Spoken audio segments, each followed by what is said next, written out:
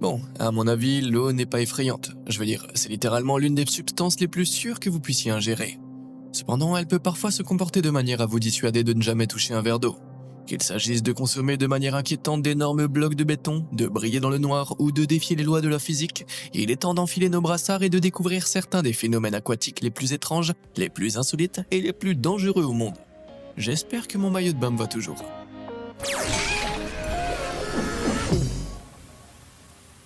Arbre tintant. Je sais que les plantes n'ont pas de sentiments, mais je suis sûr que ce mûrier se sent assez gêné après qu'un individu ait filmé sa miction. Voici l'arbre à eau jaillissante du village de Dinosa au Monténégro. Un arbuste spectaculaire qui est devenu un point de repère local et un phénomène viral grâce à son imitation d'une cascade. Une plante qui s'arrose toute seule, c'est le rêve de tout jardinier. Cependant, aussi troublant que cela puisse paraître, cet arbre n'est pas une source d'eau inépuisable. Il s'avère que tout le village est alimenté par une grande source naturelle, la région contenant plusieurs cours d'eau douce qui coulent à la fois au-dessus et en dessous du sol. Pendant les périodes de fortes pluies ou lorsque la neige hivernale fond en été, le niveau de l'eau monte provoquant le débordement de la source dans des canaux qui coulent sous l'arbre à eau jaillissante. L'arbre a en fait un tronc creux, et la pression de la source en crue fait monter l'eau à l'intérieur de l'arbre jusqu'à ce que son tronc soit plein. Comme nous le savons, quand il faut y aller, il faut y aller. Alors lorsque l'arbre ne peut plus contenir l'eau, celle-ci jaillit par un trou dans son tronc, créant un effet magique mais légèrement embarrassant. Au moins le canal souterrain n'a pas rendu l'eau jaune. Eau dangereuse. En matière de glace, chacun a ses préférences. J'ai toujours hésité entre les glaçons, la glace pilée ou la glace à la vanille, jusqu'à présent. Ces éclats de glace acérés n'améliorent pas votre soda. Mais ils sont impressionnants lorsqu'ils recouvrent de petits étangs à travers le monde de motifs géométriques étranges. Ce type de formation de glace ne se produit que dans des conditions très spécifiques. En raison de la façon dont la glace se forme, l'eau gèle à 0 degré, mais pour devenir de la glace, la molécule d'eau doit s'organiser autour d'impuretés, également appelées noyaux, afin de cristalliser. Cependant, lorsqu'il y a relativement peu de noyaux dans l'eau et qu'il n'y a pas de vent pour perturber la structure des molécules, lorsque la température baisse lentement, d'énormes grains de glace peuvent commencer à se former. À mesure que leur motif de congélation en expansion lente rencontre d'autres motifs, les grains de glace prennent la forme de ces formations géométriques irrégulières qui semblent sortir tout droit de l'imagination d'un professeur de géométrie. Bien que ce motif soit impressionnant lorsqu'il est immobile, voir une mer agitée de fragments est un peu plus dérangeant. Il s'agit du lac Sildir, un lac géant en Turquie qui gèle complètement en hiver. La surface pointue de la glace se forme lorsque les températures commencent à augmenter au printemps et que l'épaisse couche de glace à la surface commence à fondre et à se ramollir. À ce stade, certains morceaux fondent complètement tandis que d'autres, plus épais, se brisent simplement en une multitude d'éclats. L'eau nouvellement fondue pousse alors les éclats de glace brisés les uns contre les autres, les empilant les uns sur les autres et faisant glisser progressivement vers la rive. Les vagues d'éclats de glace qui en résultent sont assez impressionnantes, mais il est préférable d'attendre qu'ils fondent avant de se baigner dans le lac Sildir. Je recommande pas de plonger dans ces vagues, perso. Slushy scientifique. Depuis des années, les slushies sont appréciés par les enfants, les cinéphiles et les employés de stations-service. Les plus grands Slurpees disponibles sont également vendus dans des gobelets de 1,3 litres, mais si vous êtes un véritable amateur de boissons glacées, nous vous recommandons de vous rendre au Canada, un pays où des lacs entiers sont remplis de slushies.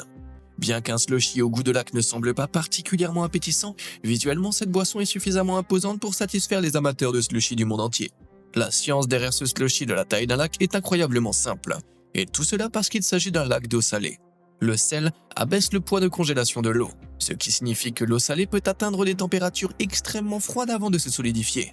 Avant de geler complètement, l'eau salée gèle partiellement et les conditions météorologiques extrêmes la transforment en une substance granuleuse. Finalement, le lac finit par geler complètement ou par fondre, mais pendant un court instant, le lac granuleux devient réalité. Âge de wow. D'un morceau de glace à l'autre... attendez quoi ? J'aurais juré que l'eau était simplement gelée. Malgré les apparences, cette eau courante n'était pas gelée, et le redditeur qui a filmé la vidéo n'est pas un sorcier. Cette illusion incroyable s'appelle l'écoulement laminaire, et elle se produit grâce à un phénomène physique intéressant.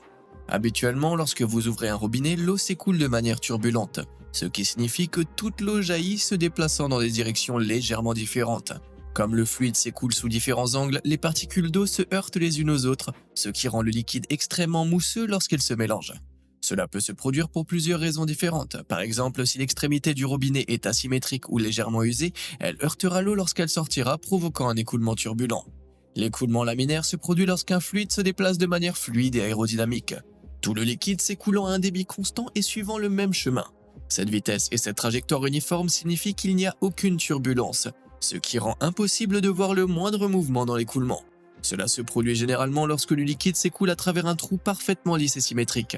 Par exemple, si vous remplissez un ballon d'eau et que vous percez un petit trou avec un objet pointu, le trou n'aura aucune imperfection réelle, de sorte que l'écoulement de l'eau qui en résultera sera presque toujours laminaire.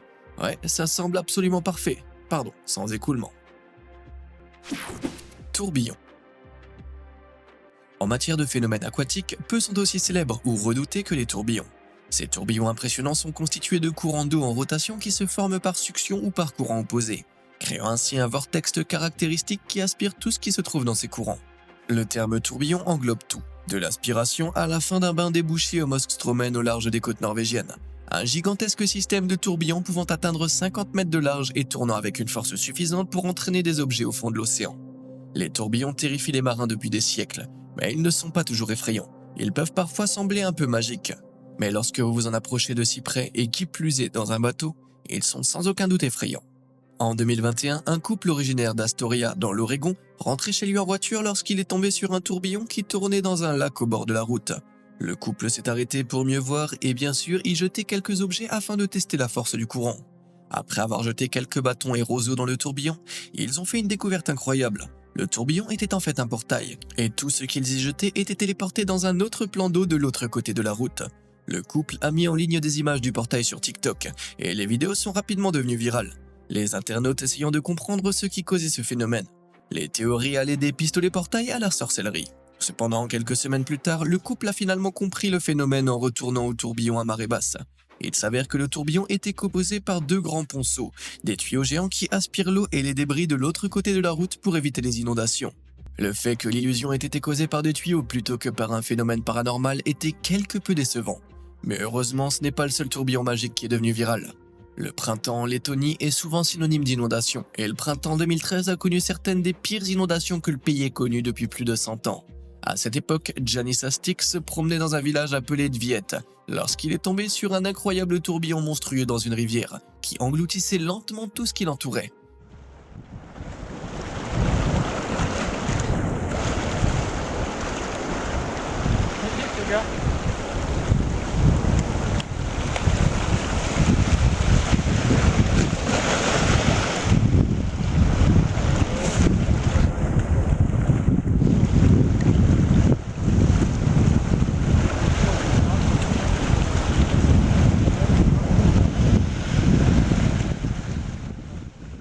Janice a observé le tourbillon engloutir des rondins, du béton et des morceaux de glace en quelques minutes seulement. Et moi qui pensais avoir un gros appétit. Le tourbillon ressemble à une baignoire qui se vide, et il fonctionne en fait de manière similaire. L'eau et les débris que l'on voit dans cette vidéo sont aspirés dans une entrée au fond de la rivière, puis, une fois aspirés, ils sont entraînés dans un canal souterrain afin de ressortir dans un autre cours d'eau à proximité. Vu de la surface, ce tourbillon semble absolument terrifiant, mais en réalité, il s'agit simplement d'un grand toboggan aquatique sous-marin dangereux. Ça semble plutôt amusant si on apprécie la noyade. Surf de l'ère spatiale. Tout le monde aime aller à la plage, mais cette baignade nocturne a pris une tournure étrange lorsque les baigneurs se sont retrouvés à marcher, nager et surfer sur une eau de mer qui brillait dans le noir. L'eau ressemble à quelque chose tout droit sorti d'un film de science-fiction, et croyez-le ou non, la vidéo a été filmée sur la planète extraterrestre de Los Angeles en Californie. Si vous êtes déjà allé à LA, vous savez à quel point cette ville peut être extraordinaire. L'océan à Los Angeles a commencé à afficher des couleurs incroyables en 2020, mais le monde regorge de plages aux eaux bioluminescentes. Les océans du monde entier peuvent devenir d'un bleu vif lorsqu'un bateau, une personne ou une vague les perturbe. Il s'avère que ce phénomène n'est pas causé par l'eau elle-même, mais que la lumière est en fait le résultat de la prolifération de plancton microscopiques. Ces minuscules créatures utilisent la bioluminescence, un mécanisme de défense qui les fait s'illuminer lorsqu'elles se sentent perturbées ou menacées, afin d'éloigner les prédateurs. Ces vagues regorgent de ces créatures. Alors que ce surfeur s'était lancé dans l'océan et les a traversées, leurs mécanismes de défense disco se sont activés par millions. Ça donne certainement un nouveau sens à l'expression « surfer sur les vagues dans le bleu ». Les grands bains moussants. Vous devriez déjà le savoir, mais l'eau de mer n'est pas un liquide destiné à la consommation. La quantité importante de sel, de polluants et de bactéries qu'elle contient vous laissera certainement un mauvais goût dans la bouche. C'est ce mélange impur qui est également responsable du phénomène inhabituel connu sous le nom d'écume de mer.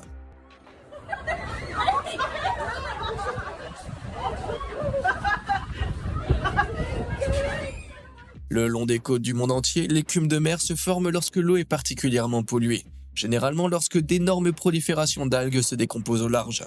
Ces algues en décomposition se mélangent à l'eau de mer, et lorsque ce mélange est agité par le vent et les vagues, il peut créer de la mousse. L'écume de mer est présente sur les plages du monde entier et se forme généralement en petites quantités inoffensives. Mais tout peut changer lorsqu'une tempête se lève.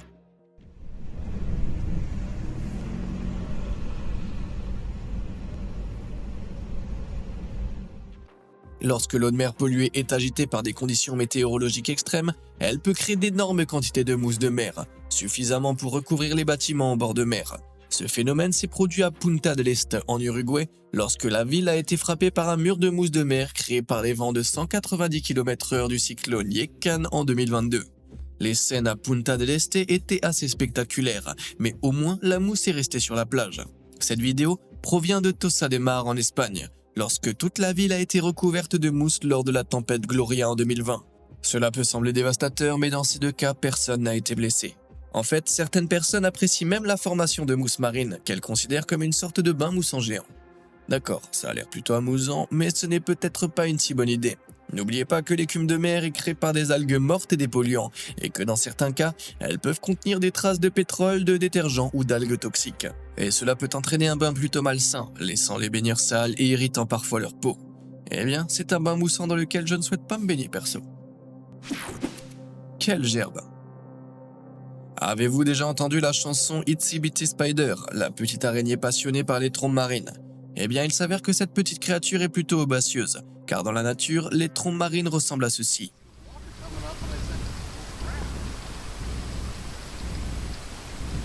I thought about it for a few seconds, and once I figured out what it was just a question of finding a parking spot. Ce type de trombe marine est une sorte de vortex géant qui se forme au-dessus du Nintendo et tourne comme une grande tornade humide. Techniquement, le vortex est une colonne de vent remplie de nuages qui soulève une partie de l'eau de l'océan en tournant rapidement. Il existe deux types de trombes marines, les trombes marines tornadiques et les trombes marines de beau temps. Les trombes marines tornadiques se produisent lorsqu'une tornade provenant de la terre ferme se déplace au-dessus de l'océan, ou lorsqu'une tornade se forme au-dessus de l'eau. Cette formation est assez dangereuse car elle s'accompagne de vents violents, de grêles et d'une grande quantité d'éclairs. Et comme vous le savez certainement, l'eau et l'électricité ne font pas bon ménage. Ces entonnoirs sont indéniablement effrayants, mais la plupart des trombes marines sont des trombes de beau temps, des tourbillons moins menaçants qui se produisent par temps calme. Les trombes marines de beau temps se forment généralement dans des climats tropicaux, souvent dans des régions où les températures sont chaudes. Lorsque l'eau de l'océan s'évapore dans l'air humide, elle s'élève dans le ciel provoquant la formation de nuages au-dessus de l'océan. Cet air ascendant continue de s'écouler dans les nuages, créant un courant ascendant très puissant. À ce stade, si des vents tournants soufflent dans la région, ils peuvent être pris dans le courant ascendant, créant un vortex qui s'étend de l'océan jusqu'aux nuages. Ces trombes marines, par temps clair, ne durent qu'environ 10 minutes et tournent à un peu moins de 108 km/h. Ça peut sembler rapide, mais quand on sait qu'une tornade légère est classée à partir de 105 km/h, ce n'est rien. Ces vitesses de vent relativement faibles signifient que les trombes marines par temps clair ne causent pas de réels dommages. Malgré cela, les trombes marines ne sont pas totalement inoffensives. Parfois, les tourbillons peuvent provoquer un phénomène rare où il commence à pleuvoir des poissons. Lorsque la trombe marine aspire de l'eau, elle peut aspirer tout ce qui se trouve dans l'eau, déversant les créatures sur la terre ferme lorsqu'elle perd de sa vitesse. Donc, si vous voyez une trombe marine, préparez votre parapluie et vos filets de pêche. Sa propre saumure. Maintenant, éloignons-nous de la surface et plongeons sous l'eau pour observer un phénomène potentiellement dangereux qui se produit au fond de l'océan. À première vue, cette formation sous-marine peut ressembler à un glaçon, mais s'agit en réalité d'un brinicle, un glaçon creux qui se forme sous l'eau. Ok, mais en quoi un brinicle est-il si mortel? Eh bien, malgré son apparence, ce petit morceau de glace est en réalité une arme de destruction massive. À terme, il va se développer et heurter le fond marin, et lorsqu'il le fera, l'eau de la terre qui l'entoure se fige instantanément, tuant tous les organismes vivants de la zone avec une explosion de glace. Heureusement, ce super pouvoir extrêmement inquiétant a une explication scientifique qui repose sur la façon dont le sel abaisse le point de congélation de l'eau. La forte teneur en sel de l'eau de mer signifie qu'elle peut devenir incroyablement froide avant de se solidifier. Cependant, lorsque les conditions météorologiques deviennent suffisamment froides, l'océan commence à geler à la surface, recouvrant les océans autour de l'Antarctique et de l'Arctique de couches de glace. Lorsque ces océans commencent à geler, toutes les impuretés et le sel sont expulsés de l'eau par la glace. Ces impuretés sont poussées vers le fond, créant une couche de liquide très salé située directement sous la surface de la couche de glace. Or, l'eau très salée possède deux propriétés uniques. Premièrement, son point de congélation est encore plus bas que celui de l'eau de mer normale, ce qui lui permet de devenir beaucoup plus froide que l'eau qui l'entoure. Deuxièmement, elle est beaucoup plus dense que l'eau qui l'entoure, et son poids finit par la faire couler, descendant en un courant vers le fond marin. Ces deux propriétés uniques sont à l'origine de la formation des brinicles.